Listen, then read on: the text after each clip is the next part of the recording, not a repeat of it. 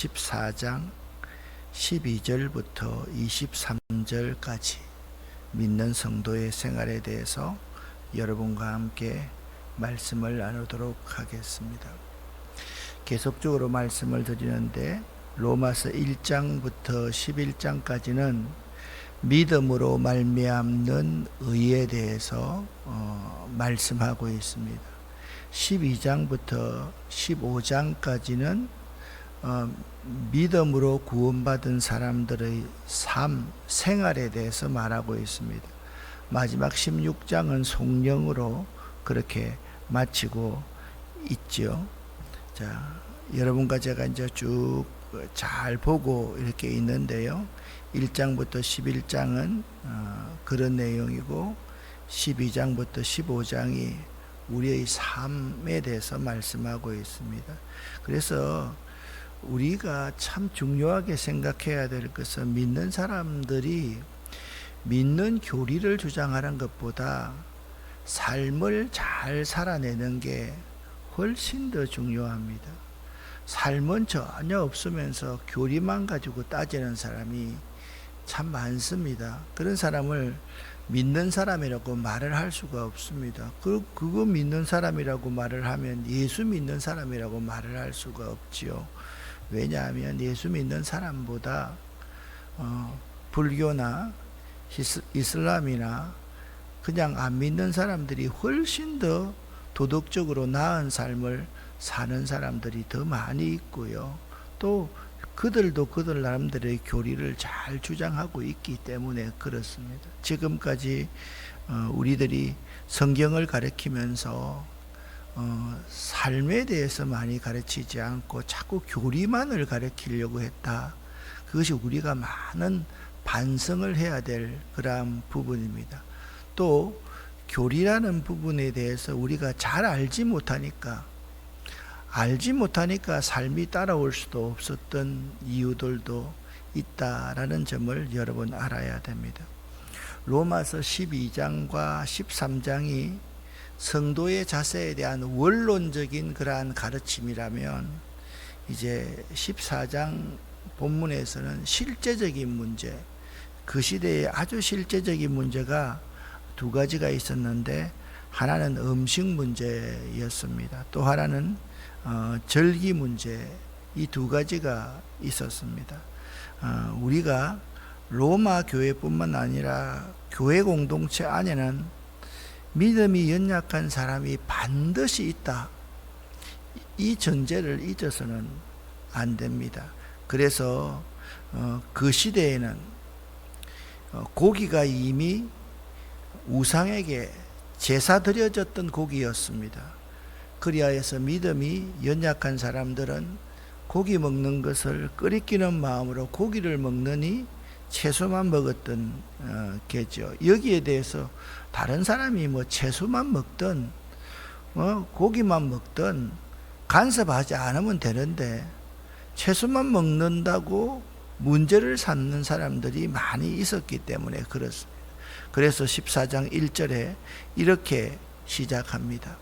믿음이 연약한 사람을 받아들이시고 논란이 있는 문제에 단언을 내리지 마십시오. 단정하는 말을 하지 마십시오. 나만 옳다, 너는 틀렸다, 이런 말을 하면 그 사람이 상처를 받아서 영원히 그리스도가 그를 위해서 십자가에 피 흘려 돌아가셔서 그를 살려놓았는데 살려놓은 사람을 다시 우리가 정죄함으로 말미암아 죽이는 결과를 가져옵니다. 그렇게 말씀하고 있습니다. 자, 1절 말씀은 우리가 삶을 사는데 굉장히 중요한 문제입니다. 믿음이 약한 사람을 받아들이고 그들을 끌어안고 이해하고 그들을 배려하고 논란이 있는 문제에 대해서는 단언을 내리지 말고 중요한 것은 그가 상처받지 않도록 하는 것, 하나님이 그를 변화시키도록 기도하는 것, 그것이 매우 중요하다라는 점을 여러분이 알아야만 됩니다. 그래서 1절부터 5절까지는 그런 문제를 말을 하고 있고 어제 6절부터 9절까지는 워낙 유명한 구절입니다. 신앙생활하는 성도는 주님을 위해 모든 행동을 할 수 있어요. 그러니까 성도의 삶의 기준이 우리 주님 예수 그리스도라는 사실을 분명히 할 수 있어야 된다라는 거예요.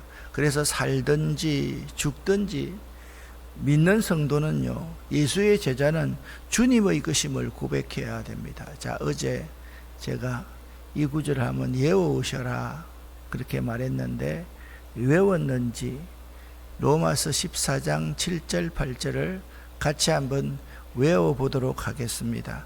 우리 중에 누구든지 자기를 위하여 사는 자가 없고 자기를 위하여 죽는 자도 없도다. 우리가 살아도 주를 위하여 살고 죽어도 주를 위하여 죽나니 그러므로 사나 죽으나 우리가 주의 것이로다. 아멘. 읽고 나서 까먹었으니까 내가 한 번 더 적어줄 테니까 한번 같이 한번 읽어보십시다. 같이 로마서 14장 7절 8절. 저는 고등학교 다닐 때 예수 안 믿는 집안에서 교회 나와서 이 말씀을 듣고 정말 좋은 말씀이다. 예? 사나 죽으나 내가 주님의 것이로구나. 그리고 이사야 43장 1절에 보면 그런 말이 있지 않습니까? 너는 내 것이라, 그런 말이 있지 않습니까? 이 성경 두 구절이 내 삶에 아주 중요한 삶의 지향점이 되는 말씀이었습니다. 같이 한번 읽어보겠습니다. 우리 중에 누구든지 자기를 위하여 사는 자가 없고 자기를 위하여 죽는 자도 없도다. 우리가 살아도 주를 위하여 살고 죽어도 주를 위하여 죽나니 그러므로 사나 죽으나 우리가 주의 것이로다. 아멘. 아멘.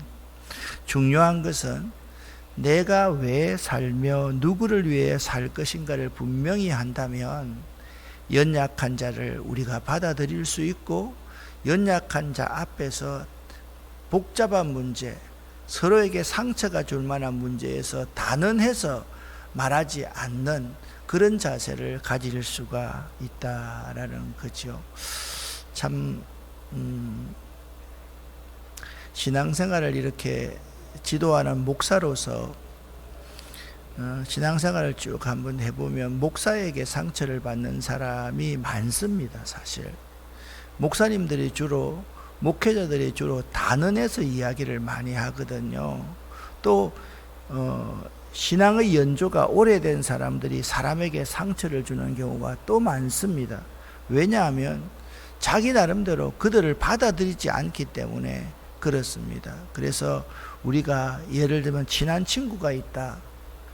여러분은 아무 잘못이 없어요. 교회 안에서 친한 친구하고 또 만나는데 뭐. 그런데 다른 사람이 볼 때 여러분 무리 속에 다른 사람이, 조금 여러분과 친한 사람이 들어갈 수 없을 정도로 너무 견고한 성벽을 쌓아둔다면 그것이 그 사람에게 상처를 줄 수 있고 그 사람이 시험에 들게 하는 아주 중요한 요소 가운데 하나라는 것도 잊지 말아야 합니다. 그런데 어떤 사람은 그런 말을 합니다. 아니 나는 잘했는데 왜 저 사람이 상처를 받는 거야? 그게 아닙니다. 내가 아무리 잘해도, 내가 아무리 내 스스로가 부끄러움이 없는 행동을 해도 상대방이 상처를 받으면 내가 다시 한번 생각해 봐야 되는 거죠. 그래, 내가 그런 말은 조심해야 되는 거지. 내가 사랑을 표현해도 사랑을 표현하는 방법이 나의 대상이 다 다르기 때문에 방법이 잘못됐으면 잘못됐다고 상대방이 받아들이면 내가 고쳐야지. 이런 마음을 항상 갖고 있어야지 내가 상처를 안 받지요. 나는 옳은데, 나는 부족한 게 없는데, 이런 마음을 가지면요 정말 상처를 많이 받는 사람이 목사고요, 교회 일을 하려고 하는 사람들이 그런 경우가 참 많이 있다라는 거죠. 예수님께서도 그런 말을 하지 않았습니까? 건강한 사람에게는 의사가 필요 없고 병든 사람에게 의사가 필요하다고 말했는데 사실 그렇습니다. 교회 나오는 사람들이 전부 다 온전한 사람들이 나오는 건 아니잖아요. 자기가 자라나면서 상처를 받은 것도 있고, 자라나면서 교회에 대해서, 목사님에 대해서, 성도에 대해서 생각하는 관점들이 다 있기 때문에 우리가 신앙생활 하면서 항상 나만 생각하지 말아야 돼. 믿음이 연약한 사람을 받아들이고 품어줄 수 있는 사람이 되어야 되고, 내가 왜 사는가? 주님을 위해서 산다 그러면 주님이 우리 삶의 기준이지 않습니까? 주님께서 십자가 위에서 피 흘려 돌아가신 그 놀라운 십자가의 사랑을 보여주셨는데, 그 주님의 사랑을 배반하는 일을 내가 하고 있지 않는가? 그 생각을 해봐라. 그래서 어제까지 성경은 항상 사랑으로 행동하라 그렇게 말씀하고요. 10절부터 16절까지 여러분과 제가 함께 읽어보겠습니다. 그런데 여러분은 왜 여러분의 형제를 비판합니까? 왜 형제를 업신여깁니까? 우리는 다 하나님의 심판대 앞에 설 사람들입니다. 성경에도 이렇게 기록되어 있습니다. 주님께서 말씀하시기를 내가 살아있나니 모든 무릎이 내 앞에 꿇을 것이요 모든 혀가 하나님께 자백할 것이다. 그러므로 우리는 각자 자신이 한 일에 대해 하나님께 사실대로 말씀드리게 될 것입니다. 그런즉 다른 사람에 대해 심판하지 맙시다. 우리가 더욱 힘쓸 것은 형제의 길에 그를 넘어지게 하는 것이나 장애물을 놓지 않겠다고 결심하는 일입니다. 내가 주 예수님 안에 있는 사람으로 확신하기로는 그 자체로 부정한 음식은 하나도 없습니다. 어떤 음식이 부정하다고 믿는 사람이 있다면 그 사람에게는 그 음식이 부정한 것입니다. 음식 문제로 여러분의 형제가 상처를 받았다면 여러분은 사랑으로 행동한 것이 아닙니다. 그리스도께서 대신해서 죽으신 그 형제를 음식 문제로 망하게 하지 마십시오. 그러므로 여러분이 옳다고 생각해서 하는 것이 오히려 비난의 대상이 되지 않게 하십시오. 아멘. 제가 지금까지 계속 말씀드렸던 말씀입니다. 10절부터 16절까지를요 메시지 성경으로 읽어보면 참 우리 가슴 속에 쏙 들어옵니다. 10절부터 16절까지를 메시지 성경으로 한번 읽어보겠습니다. 함께 읽습니다. 그러므로 형제를 비판하는 여러분은 지금 무엇을 하는 것입니까? 자매 앞에서 잘난 척하는 여러분은 지금 무엇을 하는 것입니까? 여러분은 스스로 어리석은 사람, 아니 그보다 못한 사람이 되고 있을 뿐입니다. 결국 우리 모두는 다 함께 하나님을 뵐 때에 심판대에 나란히 무릎 꿇게 될 사람들입니다. 여러분이 비판적이고 잘난 척하는 태도를 취한다고 해서 그 심판대에서 여러분의 자리가 한치라도 더 높아지는 것은 아닙니다. 성경 말씀을 찾아 직접 읽어보십시오. 하나님이 말씀하신다. 내가 살아 숨쉬고 있기에 결국 모두가 내 앞에 무릎을 꿇게 될 것이며 모든 혀가 있는 그대로의 진실을 말하게 될 것이다. 내가 오직 나만의 하나님이라는 진실을 그러므로 여러분은 여러분의 일에 전념하십시오. 하나님 앞에서 여러분 자신의 삶만으로도 여러분은 이미 할 일이 많습니다. 13절부터입니다.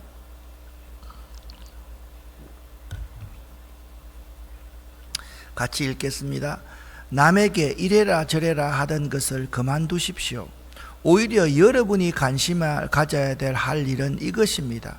쓸데없이 다른 사람의 길에 끼어들어서 어려운 삶을 더 어렵게 만들지는 않는지를 살피는 것입니다. 내가 확신하기로 이는 예수께서 주신 확신입니다. 모든 것이 그 자체로는 거룩한 것입니다. 물론 우리가 그것을 대하는 방식, 그것에 대해 하는 말들 때문에 그것을 더럽힐 수는 있습니다. 만일 여러분이 다른 사람이 먹는 것과 먹지 않는 것을 가지고 큰 화제거리로 만들어 그들을 혼란에 빠뜨린다면 여러분은 지금 그들과 사랑의 교제를 나누는 것이 아닙니다. 그렇지 않습니까? 기억하십시오. 그리스도께서 바로 그들을 위해 죽으셨습니다. 그런데 여러분은 고작 먹는 문제로 그들을 지옥에 보내겠다는 말입니까? 하나님이 축복하신 음식이 영혼을 독살하는 일에 이용되도록 놔두겠다는 말입니까? 아멘. 제일 마지막 이게 16절 하반절이 참 의미가 있습니다. 하나님이 축복하신 교리가, 하나님이 축복하신 음식이, 하나님이 축복으로 우리에게 주신 그 모든 것들이 영혼을 독살하는 일, 죽이는 일에 이용되도록 놔두는 사람, 그런 사람이 우리 가운데 참으로 많을 수 있다라는 것입니다. 여러분 어떻습니까? 혹시나 여러분보다 늦게 믿은 사람, 믿음이 연약한 사람들에게 여러분이 단정적으로 말을 해서 그 사람에게 상처를 준 일이 없는지 아마 그럴 거라고 생각합니다. 목사는 하늘나라를 가면 하나님께 종아리를 참 많이 맞을 것 같아요. 목사가 하는 말들 때문에 상처받은 사람이 참 많고, 목사가 하는 행동 때문에 상처받을 수 있는 사람이 참으로 많기 때문에 그렇습니다. 목사 그 자체가 잘했다 잘못했다 하는 것보다 나를 대하는 상대가, 그 대상이 다 다르기 때문에 그의 자라난 배경이 다르고 그의 믿음의 성숙의 정도가 다르고 그의 성경의 지식에 대한 정도가 다 다르고 그의 경험한 바가 다 다르기 때문에 내가 똑같이 행동해도 그가 상처받는 사람이 분명히 있을 것 아닙니까? 그것조차도 우리는 신경을 쓰면서 하나님 앞에 혹시나 하나님, 내가 무의식 중에 말을 하고 무의식 중에 생각하는 것조차 다른 사람에게 상처가 되지 않도록 기도하는 자세, 이것이 우리에게 참 필요한 것입니다. 특별히 믿는 성도라면 다시 예수님께서 십자가에 피 흘려 돌아가셔서 구원한 그 형제 자매를 비판하거나 업신여겨서는 결코 안 된다라고 성경에 말씀하고 있습니다. 마태복음 7장 1절에도 비판하지 말라, 너희가 헤아리는 그 헤아림으로 너희가 비판을 받는다라고 말씀하고 있기 때문에 그렇습니다. 우리가 형제를 비판하거나 업신여기면 그 형제를 넘어지게 하고 죽이는 길과 독살하는 경우가 될 수 있다는 점을 알아야만 합니다. 믿는 성도가 정말 힘쓴 것은 넘어지게 하거나 그 형제 앞에 장애물을 놓지 않겠다고 결심하는 일입니다. 그래서 오늘 새벽에 여러분 그런 기도를 하십시오. 혹시나 내 말과 내 행동 때문에 그를 넘어지게 하지 않았습니까? 내 말과 내 행동이 내가 그에게 장애물이 되지 않았습니까? 하나님, 나를 되돌아볼 수 있도록, 내 스스로를 성찰할 수 있도록 도와주시옵소서. 그런 기도를 우리는 할 수 있어야 됩니다. 그런 기도를 자주 하는 사람이 성숙한 사람입니다. 나만 생각하고 내 위주로 말하고 내 위주로 행동해버리는 그것이 전부라고 생각하면 결코 안 된다라는 것입니다. 우리는 큰 공동체 안에서 예수 그리스도가 머리이고 우리 모두가 그 안에서 지체로서 살아가는 사람입니다. 지체 가운데 다 중요하지 않은 것은 하나도 없다라는 점을 알아야만 합니다. 요즘에 한 번씩 가다가 이렇게 텔레비전에 나오는 코미디 같은 거를 쇼츠로 이렇게 내가지고 인터넷 들어가서 보면 내용 그 자체가 상대방의 살찐 것, 상대방의 몸, 그런 부분에서 비하를 시키면서 막 웃기는 사람들이 참 많이 있습니다. 그런 것이 우리 믿는 사람에게 일상화되면 절대로 안 됩니다. 여러분 생각 한번 해보십시오. 살찐 거나 살 안 찐 거나 이쁜 거나 이쁘지 않는 거나 다 하나님이 그 아들을 이 세상에 보내서 그들을 위해서 십자가에 피 흘려 돌아가셔서 구원하신 하나님의 형상으로 만들어진 그 사람들입니다. 잘생긴 사람은 잘생긴 대로, 못난 사람은 못난 대로 하나님이 존귀하게 여기신다. 살찐 사람은 살찐 대로 날씬한 사람은 날씬한 대로 하나님이 존귀히 여기신다. 어떻게 보면 사람들에게 구박받고 사람들에게 말 듣는 그 상처받는 그 영혼을 우리 주님은 더 사랑할지 모른다. 그걸 우리가 느끼고 또 느끼고 알고 있어야 된다라는 사실을 알아야 됩니다. 그 시대에는 음식 그 자체가 매우 중요한 문제였습니다. 말씀드렸듯이 모든 고기가 다, 거의 모든 것이 다 이방신에게 절하고 시장에 나와 있는 것이기 때문입니다. 음식 자체는 부정한 것이 아니라 깨끗한 것입니다.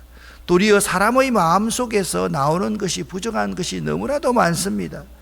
음식 문제로 형제가 상처를 받았다면 그들은 사랑으로 행동한 것이 아니기에 회개해야만 합니다. 왜냐하면 그리스도께서 대신 죽으신 형제 자매를 우리들이 음식 문제로 또 한 번 독살하고 죽이고 망하게 하는 행동이기 때문에 그렇습니다.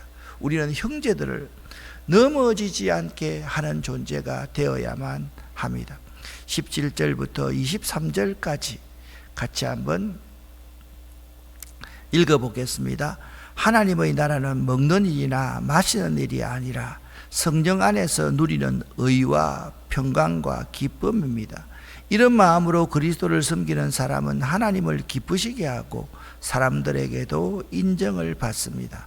그러므로 우리 모두 화평함을 이루는 일과 서로 덕을 세우는 일에 힘씁시다. 음식 문제로 하나님의 일을 무너뜨리지 않도록 합시다. 음식은 다 깨끗한 것이지만 어떤 음식을 먹는 것이 다른 사람을 넘어지게 한다면 그것을 먹는 것은 그 사람에게 좋지 못한 것입니다. 고기를 먹는다거나 술을 마신다거나 그 밖의 여러분의 형제를 넘어지게 하는 일은 하지 않는 것이 좋습니다. 여러분에게 어떤 신념이 있다면 그것은 여러분과 하나님 사이의 일로만 간직해 두십시오. 스스로 옳다고 믿는 일을 할 때 자신을 정죄하지 않는 사람은 복 있는 사람입니다. 그러나 의심을 하면서 먹는 사람은 정죄를 받는 것입니다. 그것은 믿음에서 나온 것이 아니기 때문입니다. 믿음에서 나오지 않는 것은 다 죄입니다. 아멘. 저는 간헐적 단식을 합니다. 근데 나한테 이런 말을 하는, 목사님, 간헐적 단식은요, 아침에 하는 것보다 저녁을 안 드시는 것이 훨씬 더 좋습니다. 맞죠? 그죠? 근데 목사가 저녁을 안 먹으면 교인들이 하고 함께 저녁 먹을 일이 많지 아침 먹을 일이 조찬 모임 할 게 많지 않지 않습니까? 그러면 목사로서 이럴 때는 단호하게 결정을 해야만 합니다. 저녁 안 먹는 것이 더 몸에 좋다 할지라도 차라리 아침을 안 먹는 것을 선택하는 것이 훨씬 더 좋을 수가 있다라는 겁니다. 그런데 좀 그렇지 않는 분들은 자기 위주로 모든 걸 결정합니다. 누가 뭘 먹자 하면 나 그거 안 먹어요. 나 저녁 금식이에요. 이렇게 말해버리면 교인들이 그에게 다가올 수 없지 않습니까? 목사들이라고 하는 모든 기준을요, 교인들에게 맞춰야 됩니다. 그래야지 그게 옳지요. 내가 성숙하고 다른 사람을 이끄는 평신도 지도자라고 한다면 평신도들에 맞추어서 내가 내 건강을 생각할 수 있는 프로그램을 내 나름대로 개발할 수 있는 것이 참으로 중요한 것이다 라는 것을 알아야만 합니다. 우리는 하나님의 일을 무너뜨리는 사람이 되어야 되지 않아야만 합니다. 하나님의 일을 세워나고 하나님 나라를 세워가는 사람이 바로 우리들이라는 사실을 잊지 말아야만 합니다. 오늘날 많은 지도자들 가운데 자기 위주로 모든 삶의 프로그램을 짜는 사람이 있습니다. 그렇지 않습니다. 내 가정 위주로 모든 프로그램을 다 짜는 사람들이 있습니다. 여러분, 참 중요한 것은 건강한 가정도 있고 우리가 섬기는 대상이 건강치 못한 가정이 있고요, 돌싱도 있을 수 있고요, 또 이혼해서 가슴 아픈 사람들도 있습니다. 내가 우리 가정을 너무 그 사람들 앞에 자랑하고 강조하고 그것 때문에 내 기준으로 삼으면 그 사람들이 상처를 받을 수 있다는 사실을 잊지 말아야만 합니다. 만약 오늘 성경에 이런 말씀이 있습니다. 여러분에게 어떤 신념이 있다면 그것은 여러분과 하나님 사이의 일로만 간직해 둬야 되는 거지, 그걸 다른 사람에게 강요해서는 결코 안 된다라는 점을 알아야 됩니다. 오늘 이번 주의 말씀들은 참 우리들이 부담 가는 거지만 생각하고 또 생각해 봐야 될 말씀임을 알아야만 합니다. 모든 일을 행할 때 믿음으로 해야만 합니다. 믿음이 무엇입니까? 뭐가 믿음입니까? 내가 확신하는 것이 믿음입니까? 내가 확신하는 것은 나의 신념입니다. 믿음이 무엇입니까? 하나님의 관점으로 모든 것을 바라보고 하나님의 관점으로 모든 것을 듣는 것이 믿음 아닙니까? 하나님의 주를 위하여서 하나님의 영광을 위해서 살아가는 것이 믿음의 생활 아닙니까? 우리가 잘 알아야 됩니다. 믿음으로 행치 않는 것은 죄이다. 무슨 말씀입니까? 내가 확신하는 그 문제 때문에 상대를 비판하고 정죄해서 그를 넘어지게 하고 하나님의 나라를 무너뜨리는 일을 한다면 우리가 정말 하나님 앞에 회개하고 회개해야만 된다. 꼭 여러분과 제가 이 새벽에 기억할 수 있기를 예수 이름으로 간절히 축원합니다. 기도하겠습니다. 살아계신 하나님 아버지여, 우리는 참 개인주의적인 사고방식, 내 가정 위주로, 나 위주로 살아갈 때가 참으로 많이 있습니다. 하나님, 우리가 좀 더 성숙한 자가 되어서 믿음이 연약한 자들을 받고, 우리 성도들 가운데 믿음이 연약한 자가 반드시 있다는 사실을 알고 그들을 비판하거나 정죄하지 않도록 하시고 그들을 배척하지 않도록 도와주시고 그들을 껴안고 그들을 이해하고 그들을 배려하고 함께 더불어 살아갈 수 있는 저희 예수 믿는 제자들 될 수 있도록 도와주시옵소서. 하나님 감사합니다. 우리 가운데 환우들을 기억하시고 신재임 권사님을 축복해 주시고 손승국 집사님을 축복해 주시고 신기준 장로님을 축복해 주시며 그 외에 모든 걱정 근심에 있는 분들의 기도를 오늘 이 새벽 들어서 응답하여 주시옵소서. 특별히 우리 아이들을 새벽마다 학교까지 라이딩하는 우리 귀한 부모님들, 그들에게 안전함으로 핸들을 하나님 직접 잡아 주시옵소서. 내일부터 있을 어린이 교회 성경학교와 또한 새싹교회 성경학교 하나님께서 복 내려 주시옵소서. 예수 그리스도의 이름으로 축복하옵고 간절히 기도 올립니다. 아멘.